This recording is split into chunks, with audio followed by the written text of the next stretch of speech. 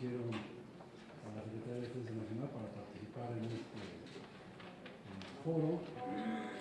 Sentimos que es una muy buena reunión para intercambiar puntos de vista. El diálogo, pues no sé qué tanto pueda darse, porque finalmente cada quien establece posturas y se las lleva a su casa, entonces no hay realmente como que digamos un diálogo, pero sí una oportunidad de transmitir nuestras visiones y preocupaciones sobre este tema que es importante para todos. Y cuando digo para todos, quisiera traer a colación las expresiones que ha hecho el general secretario, quien por cierto les manda un cordial saludo y les desea que tengan el mejor de las determinaciones en su alta responsabilidad de resolver sobre esta iniciativa. Y lo que nosotros queremos expresar en principio es que la Ley de Seguridad Interior, desde la perspectiva de las Fuerzas Armadas, no es una ley para las Fuerzas Armadas como se ha establecido en algunas expresiones, en algunos foros. Nosotros hemos tratado de esclarecer, de exponer que la seguridad interior no es una responsabilidad de las Fuerzas Armadas, sino es una responsabilidad de todo el Estado mexicano, que incluye población, gobiernos de los tres órdenes, los tres poderes de la Unión, etc. Entonces, cuando hablamos de una ley de seguridad interior, no estamos pensando nosotros en una ley solamente para las Fuerzas Armadas. Desde mi particular punto de vista, la minuta que envió la Cámara de Diputados mantiene ese enfoque, no es una ley que regule expresamente y en forma única a las Fuerzas Armadas, sino la función del Estado mexicano para atender los riesgos y amenazas que el Estado mexicano como tal puede enfrentar, asumiendo que todos tenemos un interés en preservar la continuidad de nuestro Estado mexicano. En ese sentido, diría, la Ley de Seguridad Interior no es para las Fuerzas Armadas, sino para la seguridad interior. El tema que nos ha convocado el día de hoy pareciera que está enfocado en la seguridad pública, y ese es un punto de partida que me parece desviado. Las amenazas a la seguridad interior pueden ser muy variables, como lo señala la minuta que tienen ustedes ahora para su discusión, y una de ellas, la que estamos viviendo más de cerca, más actualmente, es los temas que tienen que ver con el combate a la delincuencia organizada y los estragos que ha hecho en algunas regiones de nuestro país, y que no escapa al conocimiento de nadie. Pero eso no nos debe de llevar a sesgar el debate de una ley de seguridad interior para tratar de, con ella, resolver los problemas de seguridad pública que tienen su propio marco jurídico y que se ha venido desarrollando desde mucho tiempo. Sabemos que la seguridad pública hasta 1994 era un problema que estaba en el artículo 115 constitucional, referido a la función de los municipios, igual que los mercados y que el alcantarillado. Es hasta el 94 cuando se incorpora en la Constitución un concepto integral de un sistema nacional de seguridad pública y que se ha venido desarrollando a lo largo de todos estos años. Pero ese es otro tema. Nadie pone en duda que es necesario fortalecer a las instituciones de seguridad pública. El punto de partida de que la seguridad pública no debería de estar a cargo de las Fuerzas Armadas o de los militares es un punto de partida falso. Nadie ha dicho que deban de estarlo, ni nosotros. Es más, nosotros expresamente hemos señalado que no deberíamos estar en esa tarea. Pero ese no es el debate. No es el debate si los militares o no los militares deberían de hacer las funciones de seguridad pública. El debate de hoy es seguridad interior, y eso es lo que nosotros quisiéramos que fuera el enfoque de la discusión. La Ley de Seguridad Interior, o la minuta de Ley de Seguridad Interior, como la han transitado en la Cámara de Diputados, contiene una serie de disposiciones generales. En una parte de definiciones, por ejemplo, se hace alusión a lo que se entiende por uso legítimo de la fuerza, que por cierto, lo que hace simplemente es referir que ese uso legítimo de la fuerza se entiende las reglas que operen para definir cuándo el Estado puede actuar, bajo qué principios, etcétera. No es un asunto solamente del Estado mexicano, están los principios que los organismos internacionales han construido al respecto. Cuando hablamos de resistencia en esa ley, no estamos hablando de la definición de la resistencia, porque no es la materia de la ley. Debe de haber una ley que regule el uso de la fuerza y en la cual podrá desplegarse todo lo que quieran regular sobre el particular. ¿Cuáles son las reglas del uso de la fuerza? Bueno, pues las que se establezcan en esa ley. Hoy por hoy las que tenemos pues son las que hemos dado a través de protocolos de carácter administrativo y que esperemos que algún día tengamos a nivel jurídico más sólido en una ley. Ya hay otras leyes que se han experimentado a nivel estatal, a algunos les gustan, a otros no, bueno, pues revisémoslas y veamos cuál es la que corresponde. Pero la ley de seguridad interior no se enfoca a definir el uso legítimo de la fuerza, porque eso debe estar en otro marco y lo que hace es remitirlo. Por eso también la ley no se mete al detalle de cuándo y cómo debe hacerse el procedimiento de suspensión de garantías. Lo remite a otra ley y es más, expresamente dice, esta ley no pretende regular esas graves situaciones que contempla la Constitución en las que tienen que afectarse las garantías. Nosotros percibimos que la ley es clara en señalar o en distinguir entre los riesgos y las amenazas a la seguridad interior como aquellas situaciones que, sin estar afectando en este momento la seguridad interior, por la tendencia, por las características que rodean a la situación, si no se atienden, si no se toman medidas preventivas, escalarán a ser una amenaza vigente. Y dentro de las amenazas también distingue las amenazas que, si bien están afectando a la seguridad interior, no han rebasado las capacidades de las instancias responsables de atenderlas y que por lo tanto se atienden con las acciones propias de cada una de estas instancias como corresponde y simplemente se contienen y se reducen a través del ejercicio ordinario de la función del Estado, pero prende un foco rojo y permite que esa acción se lleve a cabo.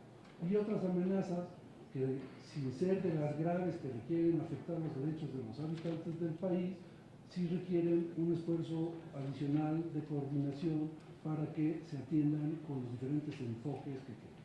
Hoy en día tenemos 10 años las Fuerzas Armadas participando en las labores de contención de la delincuencia organizada y los resultados no han sido lo suficientemente exitosos. Hay quienes cuestionan si han sido solamente exitosos.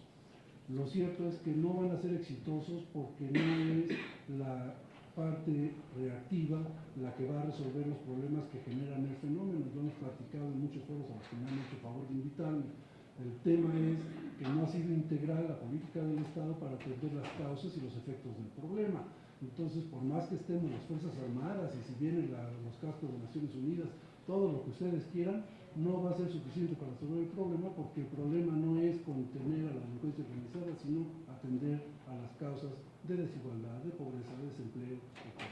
Entonces, mientras no sea un enfoque integral, ese tema hoy de la seguridad pública a través de la acción del crimen organizado no va a poderse resolver.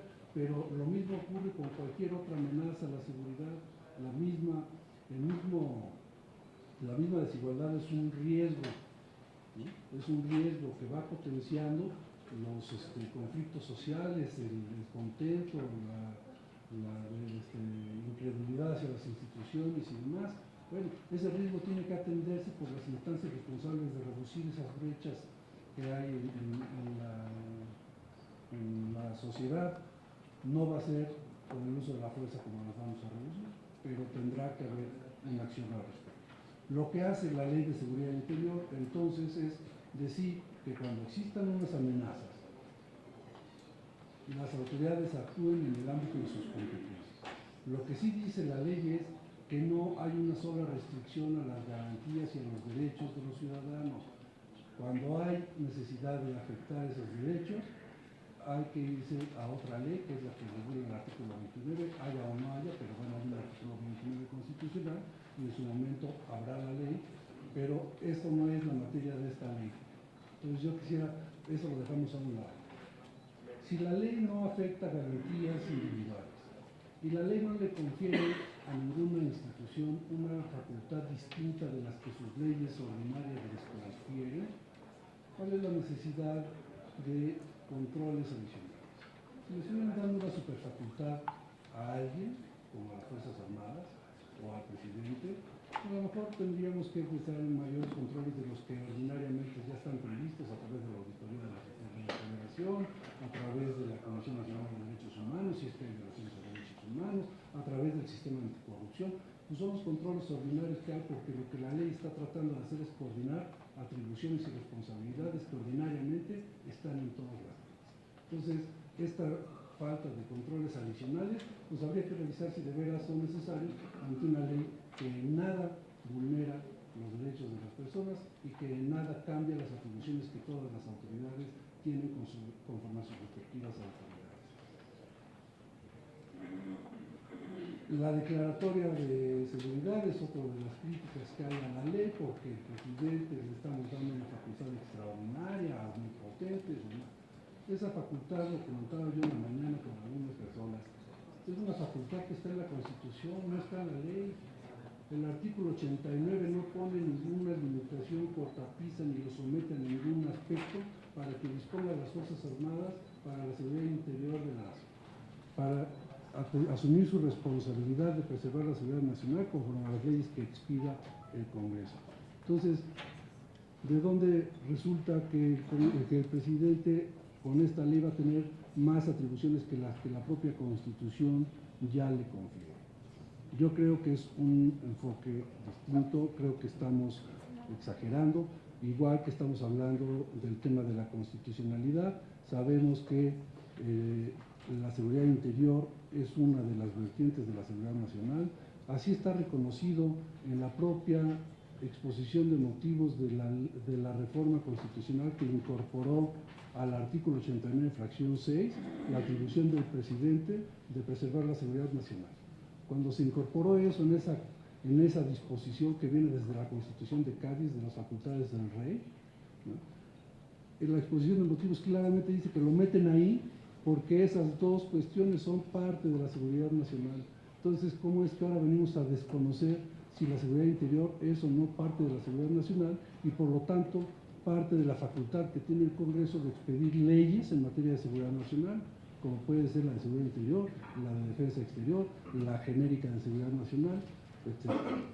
Pero más aún, también la última fracción del 73 prevé que tienen facultades para expedir todas las demás leyes que se hagan necesarias para hacer efectivas las atribuciones que la propia Constitución le señala a los poderes de la Unión, como es la que está en la fracción sexta del artículo 89. Finalmente, bueno, pues tenemos una Suprema Corte que perfectamente podrá pronunciarse sobre ese aspecto en su oportunidad. Yo creo que todas las leyes que se expiden, todo el mundo podría tildarlas de inconstitucional. Bueno, pues para eso tenemos los mecanismos que depuren esa situación y que vean si hay o no. Pero no por eso vamos a paralizar el proceso legislativo, porque finalmente sí tenemos problemas de seguridad interior que tenemos que resolver y que debe de haber un ente coordinador. Se dice que la Ley de Seguridad Nacional es para perpetuar a los militares en las funciones de seguridad pública. Primero, la ley no habla de las funciones de seguridad pública. Segundo, la ley categóricamente dice que las Fuerzas Armadas podrán ser empleadas como el último recurso, después de que las autoridades de los distintos órdenes de gobierno han sido insuficientes para contener la amenaza que se está presentando. Entonces, ¿de dónde resulta ahora la expresión de que estamos militarizando al país? ¿Y de dónde resulta la expresión de que la ley está previendo que se queden para siempre las Fuerzas Armadas?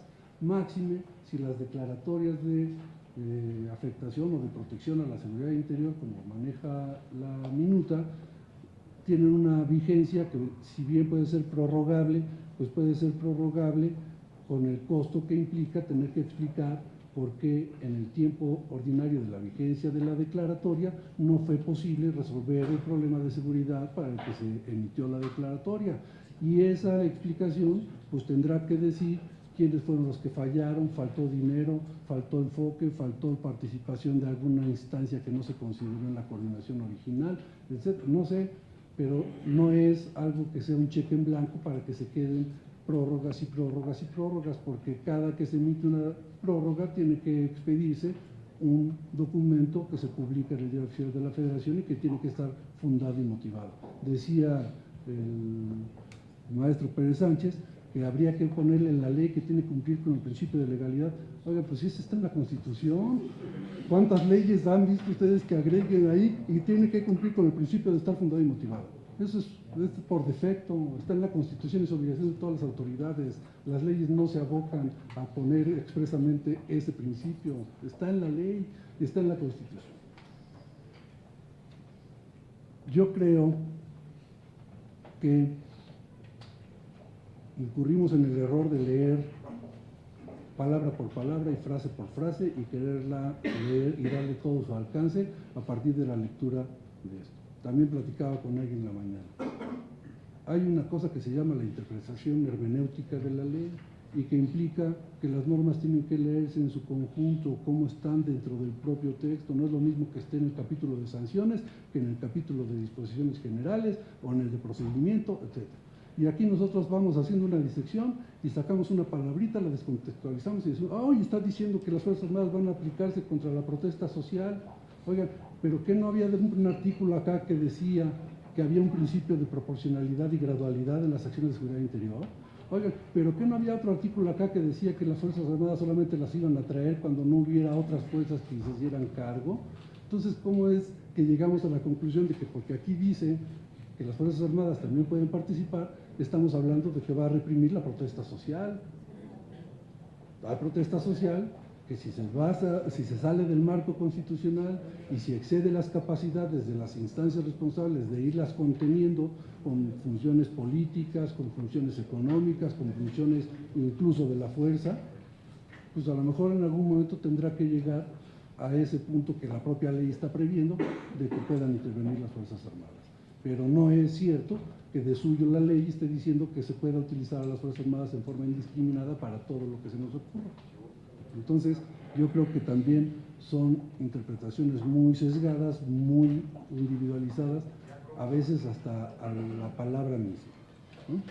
Yo también traía una revisión de las cosas que se han dicho por ahí y quizás para dar un poco de orden me voy a permitir más o menos referirse. Habla de que el proyecto incluye definiciones laxas que fomentan la arbitrariedad como el de seguridad interior.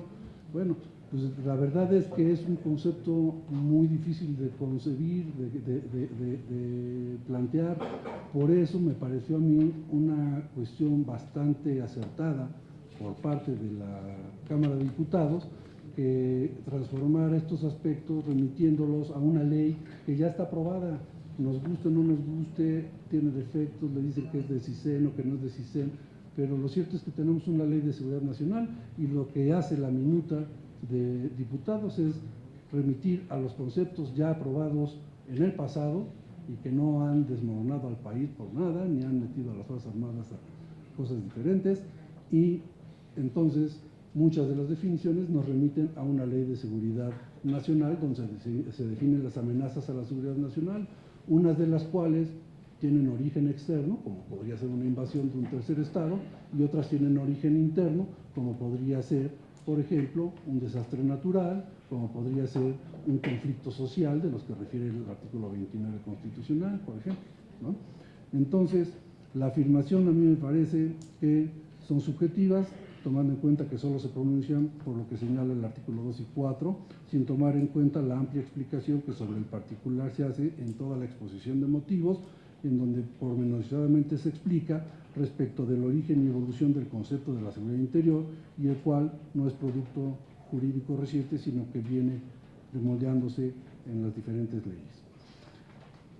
Se dice que regula inadecuadamente el uso de la fuerza al remitir en el artículo 4 a protocolos deficientes que no pasaron por la revisión externa como el que adoptaron las Fuerzas Armadas, en el que, por cierto, algunos de los presentes podrán constatar que fuimos a consultar a diferentes organizaciones nacionales e internacionales para escuchar sus puntos de vista, sus orientaciones, sus estándares para construir ese protocolo que, insisto, pues no tiene la fuerza de ley, pero orienta a nuestro personal que le estamos exigiendo que vaya y haga y que participe en ayudar a mantener un poco el orden en el país. Y bueno, pues ese personal requiere tener una orientación de cómo actuar cuando le están disparando, cuando no le están disparando, pero están a la vista las diferentes circunstancias que viven todos los días cuando están actuando en estas acciones. Por lo tanto, yo creo que, insisto, el artículo 4 solamente da una definición remitiendo a la normatividad que sobre el uso de la fuerza establezcan las leyes o los protocolos, lo que haya, pero que determine cómo va a actuarse, cuáles son los principios que regulan el uso de la fuerza, cuáles son los tipos de resistencia. Algunas de las iniciativas hablaban de 3 resistencias que los estándares internacionales contemplan, como la resistencia no agresiva, la agresiva y la agresiva grave, y luego hubo la crítica de que como la resistencia no agresiva la iban a atacar con las fuerzas armadas. Bueno, es descontextualizar lo que decía la ley, que es una mera definición de qué vamos a entender por el uso de la fuerza. Que se le da a las Fuerzas Armadas facultades de policía al establecer que podrán realizar